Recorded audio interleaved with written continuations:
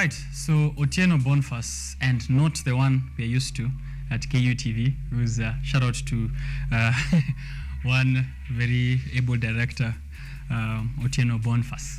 But here I have with me the CEO, entrepreneur, founder, chief executive officer of Bounty Analytica, data science training. That's what they do mostly, but also providing business solutions in matters of analytics. There's much that entails data before we even get to data science, you know, and that's why it's important that now we have this conversation as we go on into the future. If you notice, the bone of contention among big tech is what kind of data do they have on users, because that's the oil, that's their currency. Facebook sells your data to advertising companies.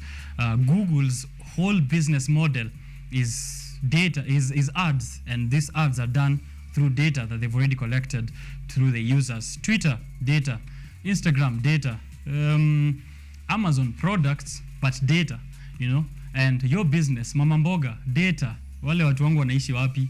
Kuna biashara inakaje, returns. Data is really important for you. But when we speak about data science, people think it's extremely complex jargon that is just reserved for the people in the world of technology. You're trying to simplify it to see how you, as a young business founder, you have a small venture, how can you use data to the advantage of your business? But also, if you want to get trained in how to do, in how to analyze data, in how to look at data, in how to view data as a currency and to implement it properly, that is what we are going to have here on the discussion that is set up for you here with the CEO, as I said there, of Bounty Analytica. I'm going to allow him to introduce himself first, and then we can delve more into that conversation. Welcome to the show, bro. Thank you. Uko vipi? Niko salama sana. Mwaka mpya. Mwaka iko salama sana na we are pushing on well. Yeah? Yeah. All right, welcome to the show. Thank you. Very humble CEO. Yeah. You know, most CEOs I know will be sitting largely on this seat. No, not really. But yeah. You know, maybe introduce to us Bounty Analytica. When I hear Bounty, I associate it with bounties, you know, hunting down people, hunting down data. Okay. Well, we let me first maybe introduce myself. As Otieno Bonface is a statistician. That is the key thing for me, because I studied statistics at the University of Nairobi, and apart from that, I'm interested in things to do with data analysis. Yeah. I'm interested in things to do with research, etc., and of course I've co-authored a paper together with Stephen. I know he is one of the people you've interviewed in the show countless times, and Odur Kevin. Yeah, some people that we, of course, I do look up to in terms of, because they are in a higher status in terms of career, etc. And also about... Glad to be interacting with all of you. Yeah. I think you've interacted with them countless times. Yeah. So Stephen, a good guy, yes, and Odur Kevin. And another thing, I'm also an entrepreneur, and I think that is why I'm here in place for Bounty Analytica. Right. Now, talking about Bounty Analytica, now it stems out from my interest in data, and it started in 2021. I was coming out of like I was previously employed, and now the job is done, and you know, I want to think of how am I going to be making money, because in Nairobi you spend on almost everything except maybe the air you breathe. Yeah, so even that very soon, I'm guessing. Yeah, I hope the president wants that. If you need fresh air in Nairobi, you need to go to Ngong Hills. That's already an expense. Yeah, sure. Now you'll be paying the PSVs to maybe access that. Okay. Yeah, true. Anyway. Yeah, so that is where Bounty Analytica maybe originated from, and so because I wanted to reach out to clients now, I want to do for them their data analysis. I want to do their research. Now I came up with the Bounty Analytica. And so in 2021, I worked with it, but of course you realize that the returns were not that forthcoming, etc. They were not enough to maybe cater for you, so I decided to commercialize it. Instead of just engaging personally, let me bring some people on board so that we can reach a large clientele. So in 2022, the idea now kicked off and was now running, and I involved 5 other people in Bounty Analytica. Right. So these are people who are versed in maybe different softwares we have around. Yeah, there are so many statistical softwares. We have Python, we have R, we have Excel, we have SPSS, SAS. There are numerous, right? So I brought on board maybe people who are versed in all these, so that we can look at how we can maybe now reach a larger clientele base. Right. Yeah. So okay, maybe. So yeah, I was saying, so that's how you brought yourself a team. Yeah, that is how it came to be, and now decided to now focus on number one, doing data science trainings. Now this is online and physical. Apart from data science training, now training you on using these statistical packages. How can you use them to achieve data analysis? Yeah, how can you? Of course, data science is a broad area. And another thing that we are also doing is on web development. Yeah, website design and development. And you realize right now that most businesses are going online. Right. Yeah, and they all need a website. Yeah, they'll definitely need a website. So if that is the case, we also have website design and development as one of our core activities. Another thing that we also do is on academic and market research. Now, because it was stemming out from the fact that I was using Bounty Analytica to do analysis for people, one of the key targets by then, before now I commercialized it, were the university students. Doing for them their projects. Of course, there are those who maybe are I'll not say it's laziness, but now you don't feel like doing it. Yeah, you have some money, you can engage somebody. So in the sense of academic research, that is where now maybe that sector of Bounty Analytica came from. Right. Yeah, academic and market research, and finally now business consultancies. All right. So that's a wealth of activities. Yeah. That is wealth of activities. Of course, there are some that we are right now working on intensively, but there are some that we are looking forward into developing. Yeah. All right. I began this conversation by hyping data science, and I've been doing that since morning. I think it's time we put it to rest. When we say data science, there's a lot that involves data science, including what you do. Maybe as someone who's been in the field and has been interacting with this for quite some time, how would you describe data science and some of those branches that stem out of data science? Now, I will say data science involves programming skills, involves a knowledge on statistics. Data science involves a knowledge on mathematics. Now you are combining all these things. Yeah. So data science itself involves data, involves now knowledge concerning programming skills, involves now things to do with statistics. Of course, statistics again is also a very huge field that somebody is going to maybe talk about. And so it has many branches, right? You have data mining. Of course, data mining in itself is also a career. Just getting to get the data, because somebody might be having the data, but you don't know that you have the data.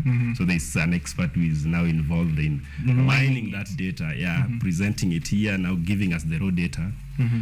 So that is one of the branches. Another branch for data science is maybe artificial intelligence that people are right now are talking about. AI has been the talk of the town since November, when maybe ChatGPT was released on November 5th, I think so, and currently it has millions of subscribers using that. Another branch that we can also talk about is machine learning. Machine learning, automation, they also borrow from data, from data science as a key. And again, another branch is also now on why we are here, business analytics, etc. Businesses do collect the data. Right. Yeah, that is also a branch for. There are numerous branches that we can't list. You can't list all of them. Those are the ones that are, well, let's say, most prominent. Right now, they are people are aware of them. They are interacting with them, and even if you aren't, if you don't know that you are interacting with them, you need to know because you are. You are interacting with them. And even.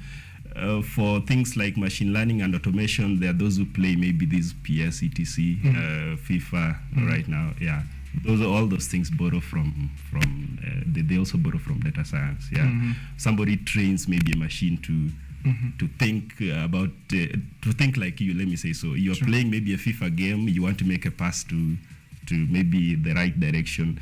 The machine learn, of course, will try to intercept Yeah, it's then already- you try to wonder how How it, did it yeah, how did it already think that I'm tracked going your to patterns? yeah, sure. So I see. data science, let me say it entails or most discipline borrow from data science or Understand. borrow from that's Okay. a huge All right. field. We'll get back to artificial intelligence a bit later, and it's also something that is there on the middle of the business daily, the great digital dilemma. They're saying that AI is bringing jitters to one side and excitement to one side in equal measures, and we're going to, of course, see exactly how data science even fits into AI and how businesses can use AI as part of their business model in progress. But one of those things you've mentioned there in data science, business analytics. And, business analytics. Now, why is it important for a business to also focus on that aspect of data science, which is business analytics? How crucial is it? Now, maybe when you talk about business analytics, you are analyzing raw data.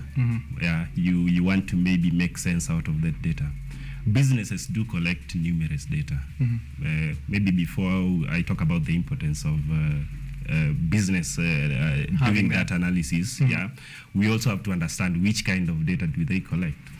Number one, you may realize that businesses do collect personal information. Yeah, there's those businesses that collect your personal information. These may include something on your gender, can include something on your maybe social security number, can include something on maybe websites that you do visit. Yeah, when you have your laptop, when you have your phone, they do collect those information. They are personal because the sites that you visit may be different from the sites that I visit. Again, businesses also do collect now engagement data. Now, engagement data, how frequent are our customers may be engaging with our websites? Yeah, how are they engaging with maybe our social media pages, etc. And even if you are keen enough, you may realize that Twitter currently do show you the reach. How many accounts have you reached? Yeah, initially it wasn't there. Yeah, now they have views. How many people have viewed how many people have viewed your content? There's a section in Twitter which was only available in, I think, Instagram. Yeah, and things like Google Business also do send to you maybe your monthly report telling you the number of accounts you've reached, etc. And another thing that also another data that businesses do collect also is on the consumer data. Now, consumer data may be on what are the customers saying concerning maybe your products, etc. Yeah, all these. So these are the kinds of data that business do collect. Now, how do they use maybe this data? Yeah, now you have engagement data, you have the consumer data. Yes. I have all the personal data I've collected here. What do I do with it? Yeah, what do you want to do with it now? When now you analyze data concerning maybe all these things that you've brought together, you can now decide where are we going to maybe channel our ads. Yeah, for those who do advertisements, the online advertisements, etc., you have to analyze these kinds of data.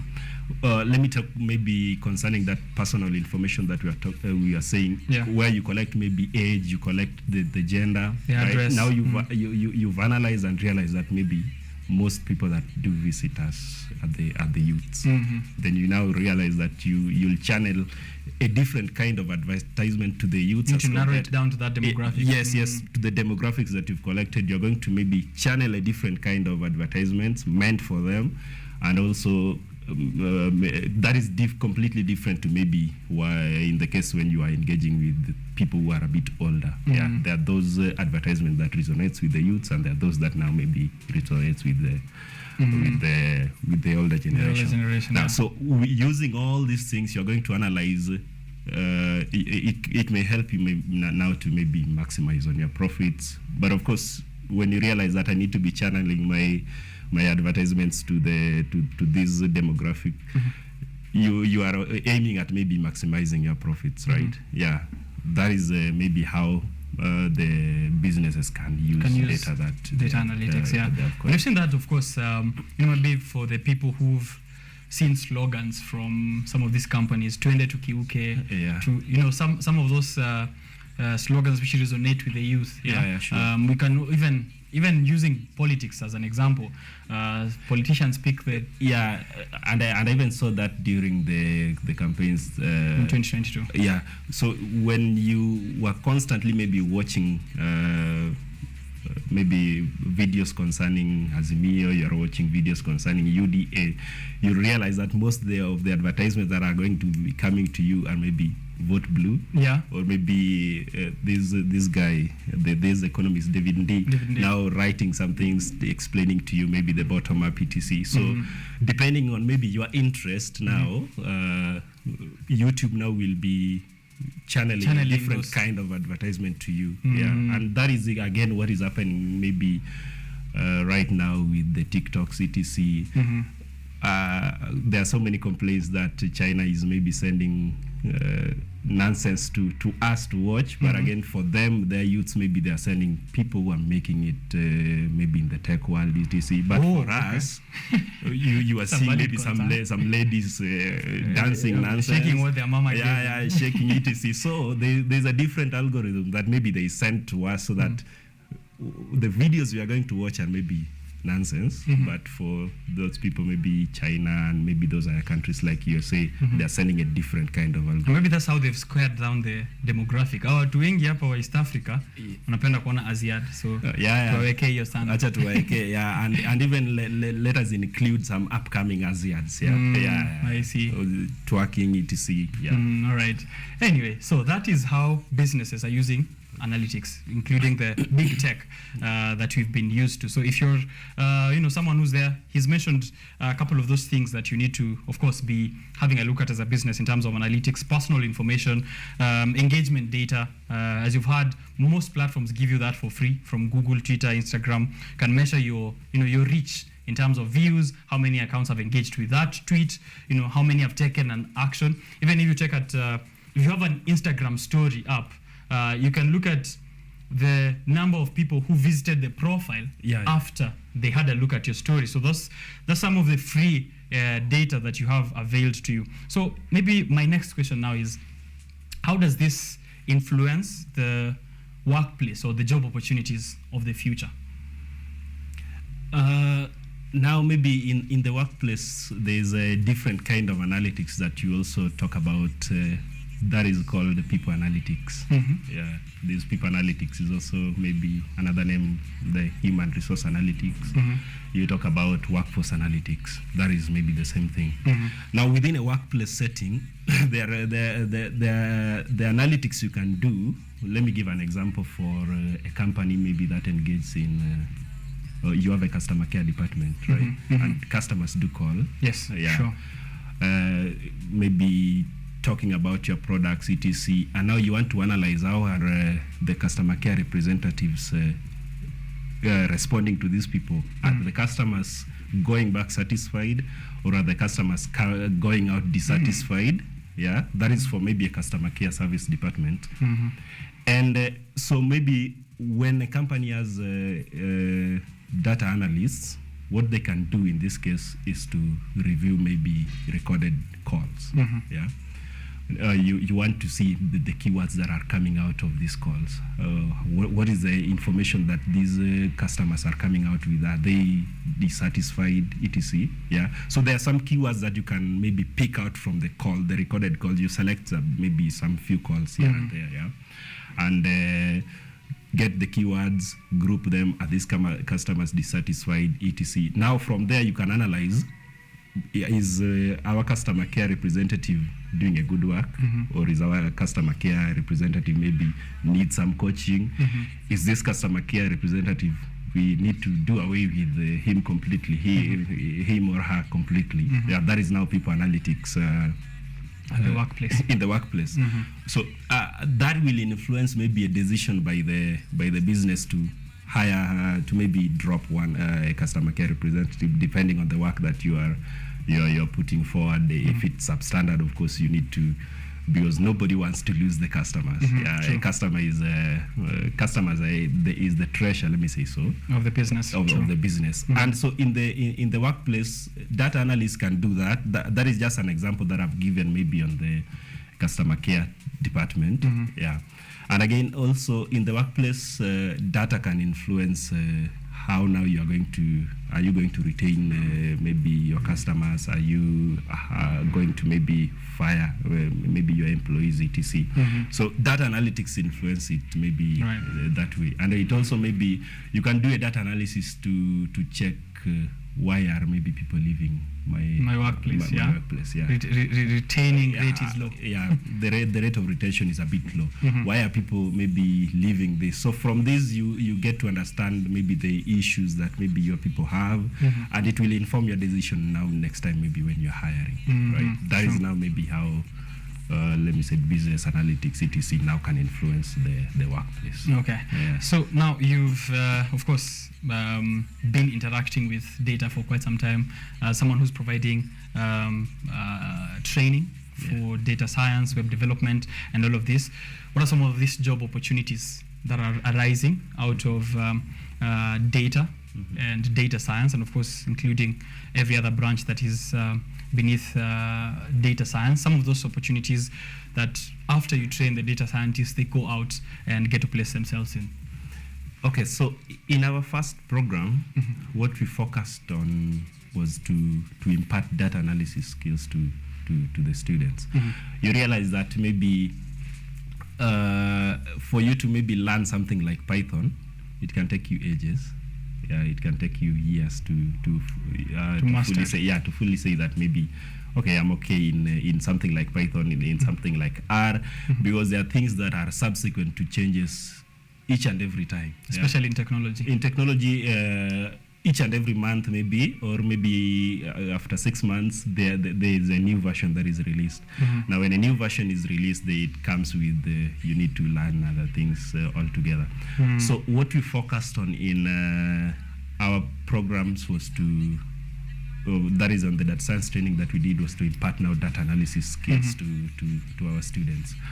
So the opportunities that now are after they are done with our courses, that they can check into the data analysis jobs. There are numerous data entry jobs, right?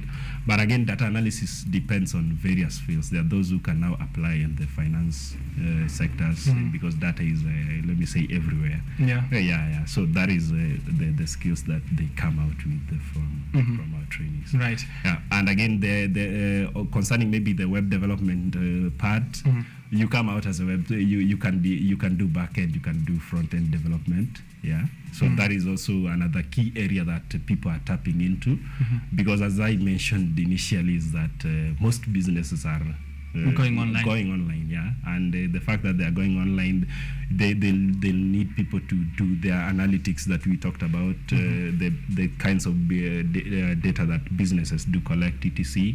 Yeah. So that is the skill that we are imparting to the students. So if you have maybe data analysis skills, that numerous data analysis that you can do. It can be in the finance sector, it can be in the health sector, even consultancy. Yeah, even consultancy basically. Right. That's a really robust list of choices for someone who's proficient in data science and anything to do with data analytics. Now, there's a lot of, as I mentioned also, saying that Facebook, Google, TikTok, Twitter, Instagram, they're selling our data to companies to make advertisement. They take a look at someone like Major Minor. He's on Facebook. He likes scrolling through shoes. So they make sure shoe companies know that this is a guy to advertise to, right? For businesses as well, there's a lot of your data also on the internet, what your business does, what your customers are like. And also because you're using these platforms, you're giving them your data so that they can give back the kind of demographic that you should be maybe reaching out to your customers and potential clients as well. But now this brings up an issue of data privacy, right?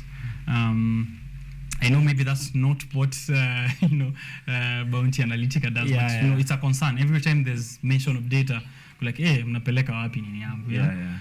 Even recently, I saw it's spilled off the internet to in person. Someone knocks at your door, they want your details. Like, hey, third party collecting my data. What are you going to use this data for? How can businesses and individuals protect themselves in this massive world of data and data mining and data selling and consuming and all of that? Is there a way to ensure that I still get to interact with data, I can do data analysis, I can provide my data, but I'm still, I'm still secure. Yeah, my privacy is still respected, or I can ensure that I keep my privacy secure. Now, that is an area that is of key interest, because nowadays, the moment maybe your data reaches, or let me give an example of something like Safaricom, etc., you really don't have a control on what they do with your data. Yeah, you've signed it off. You've signed it off. That is why you get to realize that there are those people who maybe sent you advertisement concerning just some private numbers texting you, etc., and then you wonder, where did these people maybe get my contact? Yeah, I can randomly look at my text messages, and I'm sure I don't know who I don't know who Chums is, but he has a text to me advertising something, another restaurant, and even these betting sites, you've never maybe engaged in betting, but you still get a betting, but you get an advertisement from something like Betika, etc., or I don't know. There are those numerous betting companies that I might lose count of.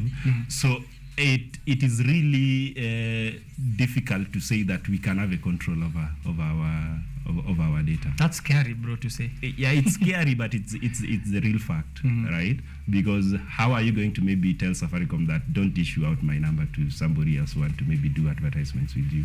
That's not possible. It's you already signed off the terms. You signed, yeah. When you are logging into maybe a website, etc., you did not maybe read even the terms and conditions, and I also think they do include things on data privacy, etc. It is data privacy, but your data is not private. That is the real fact. Your data can never be private. The moment you log in online, etc., your data is not private. Bro, when you say it like that, I feel like deleting everything I have online. No, it's that is it. But now, when it comes to maybe logging into these sites, maybe one of the things that you can do is to prevent maybe your data losses. Number one, the simple one for individuals, just have a strong password, etc. Yeah, there is a site that do check on the strength of your password. You can Google how secure is my password. You just Google how secure is my password. Then now test your passwords. It will tell you maybe how long it can take you to crack your password, because there are those people outside there who is interested in cracking your password so that they can get access to maybe your health, not really your health, but just your information. Health, financial, financial, etc. And that is the cybercrime issue that is currently being also talked about, etc. Yeah. So number one, for just a simple one, ensuring maybe that your password is strong enough not to be cracked. Yeah, because if somebody is using maybe your date of birth as a password. That's easy. That can be cracked in milliseconds. Yeah, but now within that site you can check on how you can permute maybe your password so that it can take a long time to crack. Right. So number one, strength of your password, and again, businesses do need to do cyber security checks every now and then. You do the audits, right? You do check where you need to check maybe where there are gaps that somebody can hack into your system, where the strengths, where the weaknesses, right? So that you constantly improve on the same. Because without maybe doing the audits, you are vulnerable. You may not realize where somebody can access your information. Can we get data protection officers who are trained in data science? Yeah, there are. There are people who are trained to protect, to talk about maybe your data protection. And to help you put measures. Which is again maybe an area that I have not pursued, but there is. And I think it's a course. Right. Yeah, the data protection, and there are officers that do regulate that, and now talk to those people whom you maybe sold your data information. Yeah, there is rules on maybe how somebody can now use your data. Before selling it maybe out to a third party, they need to maybe engage you. But again, that is something that is not happening, because let me talk about Safaricom or Airtel etc. Data privacy laws are very weak. They cannot call you to maybe tell you that I want to give out your number to SportPesa. Should I do so? And maybe SportPesa is giving them money. Yeah. So for that, there are people who are trained to ensure that, or maybe to safeguard to talk about safeguarding your data. Yeah, but I doubt whether they. I think people should also read the fine print when they are ticking off. I have agreed. We never read any of that. I also never do, because most of us have resorted to the fact that. They're going to steal it anyway. Yeah, they're going to use it anyway. Yeah. Okay. So when we are talking about maybe data protection, ensuring maybe you do those cyber security checks every now and then, so that you ensure that your data is secure. Right. And again, another thing is also you have to also limit who has access to your data. For example, in a business, you won't allow everybody else to log into to your site. To your site where you are maybe protecting your data. The employees, let me say so, because in a business setting, the employees are the ones that maybe now sells out the information. The data, Okay. So if you maybe are not keen to maybe engage them, engage just a few of them to have access to those high-end data that you have, then you are also maybe leaving yourself vulnerable. You can't allow your IT system to be accessed by every employee, right from the cleaner to maybe every manager. Has access to the back end. Everyone can just log in and even delete the site at any point. That is something that you need to maybe check on. And again, also for businesses or maybe individuals, they also need to have. We talk about antivirus and the malwares and the ransomwares. You have to install them. There are those cybercrime activities where a ransomware is sent to your phishing email. To your laptop. Right. So it's a software that maybe inhibits you from accessing your computer, or maybe inhibits you from accessing your files until maybe you pay a ransom. That is the ransomware part of it. So you have to maybe install those antivirus, malwares, and do keep updating them so that your information can't be accessed by any other person. I think also people should. I think on a personal level, when I look at it on social media, there's always something popular that comes up, a popular site. Post your pictures from when you were a child and then see how you look like if you're 30. Or tell us their favorite pet and we'll make it, just collecting bits. And maybe you post a cute picture of you and then it tells you that at 80 you'll be looking like this. That is nonsense. And you forget they're collecting data. They have a reason. They're collecting your information. That is something. Saying that's nonsense. that is not. I do not subscribe. Send me an anonymous message. Some of those are ways in which your data is getting collected. So you just need to be secure with your data. Even though security levels are very low. That is the fact. And it's always very painful to say that. Sure. Because you are saying it at the same time, it's also affecting maybe you, the person talking about it. True. So ensure you're keeping safe on a personal level. Security starts with you, but data science training is what we are discussing here also as well from Bounty Analytica. They're offering that to you. There is you already did the first cohort.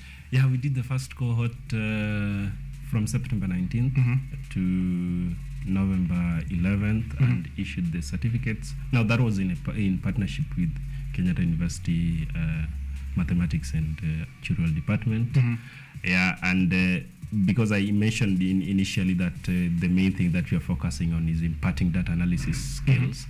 Now we train you on how you can use R, how you can use Python, and how you can maybe use Excel to achieve the same thing, right? Because if we decide to now, we want to do Python as a whole course, that will take absolutely long time. And again, the fact that we are dealing with students, you realize there's this term comrades. Comrades are one of us. Price your comrades. Price your comrades. So you can't charge comrades very high, because nobody is going to do it. True. Because right now we are saying that everybody is talking about data. Yeah, we are generating numerous data every day. Yeah, and this data requires analysts, requires the engineers, those who are going to maybe do the EDS on those data. Yeah. Okay. Yeah, so that is what we did in the first program, and we tackled advanced Excel, we tackled Python, we tackled R and SQL. And SPSS. SQL. Is it SQL, SQL, query, language? Yeah. It depends on maybe how you want to say it, but SQL or SQL makes sense. Yeah. All right. You have a second cohort now, 23rd of January to 17th of March 2023 is when the training is going to happen. Maybe the application process, as you said, comrade price ni pesa ngapi? Now the application process, we have a link that you sign, and then so that we have your information. Where's the link? We have your information on our database. Maybe I'll share it with you. Okay. Yeah. Or again, you can even access it through our website. Okay. Yeah, because at bountyanalytica.com. Yeah, www.bountyanalytica website. Yeah. So there is a link, you sign up, then we have your information within our database, etc. And then on 23rd, you begin the classes. We are doing advanced Excel for 2 weeks because what I talked about is that we are interested in imparting data analysis skills to the students. We are doing advanced Excel for 2 weeks, then we are tackling Python for 3 weeks, and then we do something on database administration, that is now SQL for about a week. That is not a heavy one as compared to something like Python and R. So after SQL for that 1 week, we are going to do R for 3 weeks. Right. Yeah. So this is a total of 7 weeks. No, that is a total of, is it 7 or 9? 9. Yeah, because 2 plus it's 8. Not 8. Hesabu, kuna mtu wa math kwetu. It's not 8. 3, it's 9 weeks. Oh, okay. Yeah. All right. 2 for advanced Excel, 1 for SQL, that is 3 for R, and 3 for Python. Okay. All right, that's 9. That is 9 weeks. Okay. Yeah, that's true. Sorry, mom. Yeah. So for the cost is just 3,500 for the regular students. Yeah, but for those the alumnus, the alumni, we'll charge it at 4,500. All right, 3,500 Kenyan shillings, as you can see on the screen, for KU students, and for corporates like myself. Yeah, we pay 4,500 Kenyan shillings so for that program. That fee is low because we are dealing with students. Now, when you realize that if you are coming outside and now you want to engage us on personal basis, we are going to charge you something that is very high for just one. For just one course. Yeah. Yes. That's true. And it will also take a longer time because now we are doing it at a self-paced learning with you. Yeah. So when you maybe decide to not to do it this time and maybe engage us after this program ends, you're going to pay millions. So beware. Beware. So sign up right now. So okay. That sign up while it's cheap. While it's cheap. Yeah, true. Thank you very much for having this conversation with us. Yeah. There's so much we can speak about in data science. How do we keep up? How do we use it for our business? I had already given you here. Yeah, of course, something on I read on AI. Yeah. How do we use AI? How do we integrate it? But because of time, I don't think we'll be able to delve much more into the details. But I'm hoping, of course, as you do the training, maybe ukifika karibu na mwisho tulete one of the students and you come along with them. Yeah. That is what we'll do, and we'll have these conversations countless times. So because data is